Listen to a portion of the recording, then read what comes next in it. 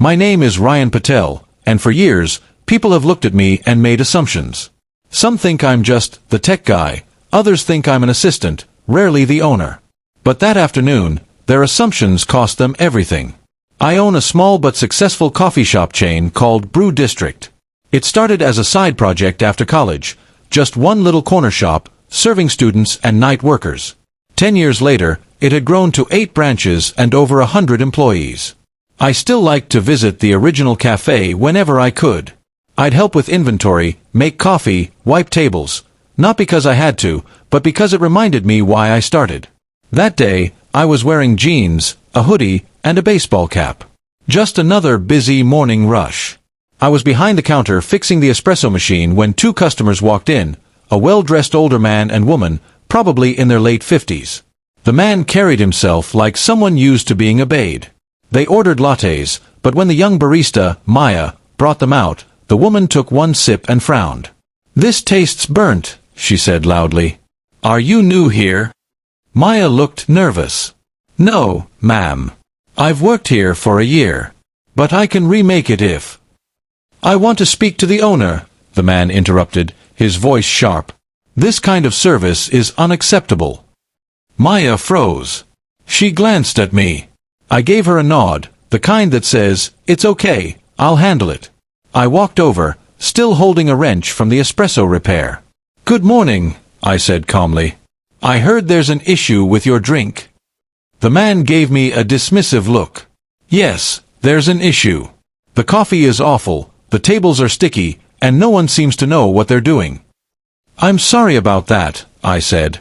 "I can fix the drink for you or refund it." He scoffed. "Are you the manager?"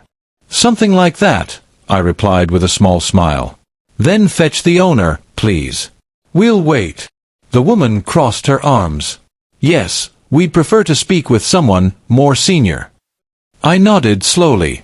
"Sure thing." Then I walked behind the counter, washed my hands, put on my name tag, the one that said founder and CEO, Ryan Patel, and came right back out. Their eyes widened. "Hello again," I said, same calm tone. "I'm Ryan. I own Brew District." The man's jaw tightened. "You're the owner?" "That's right." For a second, he didn't know what to say. The woman looked away, embarrassed. I continued, polite but firm. "I appreciate feedback, truly. But the way you spoke to my staff was out of line." Maya was doing her job, and doing it well. He cleared his throat. Well, perhaps we were a bit direct." I nodded. "Direct is fine. Disrespect isn't." I turned to Maya. "Go ahead and take your break, okay? I'll handle the register." She gave a grateful smile and slipped to the back. I faced the couple again. "You mentioned the drink tasted burnt?" The man hesitated. "It's fine now, really." "No, please," I said. "Let's make it right." I stepped behind the bar and remade both drinks myself, carefully steaming the milk, pulling perfect shots, and handing them over with a steady smile. "Here you go," I said. "On the house." They both took tentative sips. The man looked at his cup, then at me. "This is actually excellent." "Glad to hear it," I said. "You see, I train every barista personally. So when someone disrespects them, they're also disrespecting the effort behind every cup."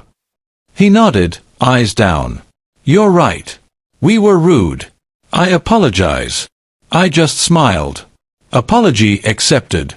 Enjoy your coffee, and your day." They left quietly, their arrogance melted into awkward humility.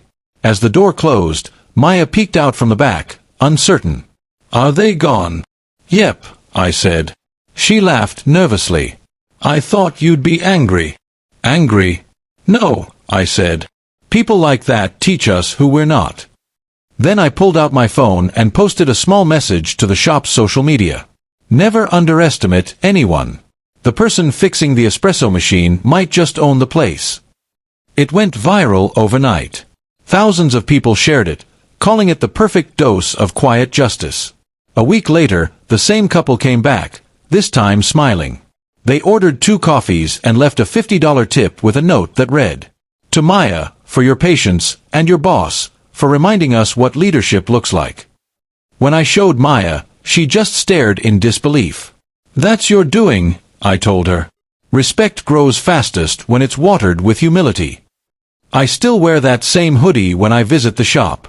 Not to hide who I am, but to remember the lesson that day gave me. People who demand to speak to the owner often forget that real ownership isn't about titles or power. It's about how you treat people when you think they don't matter. And that day, they learned that lesson the moment they looked at my name tag.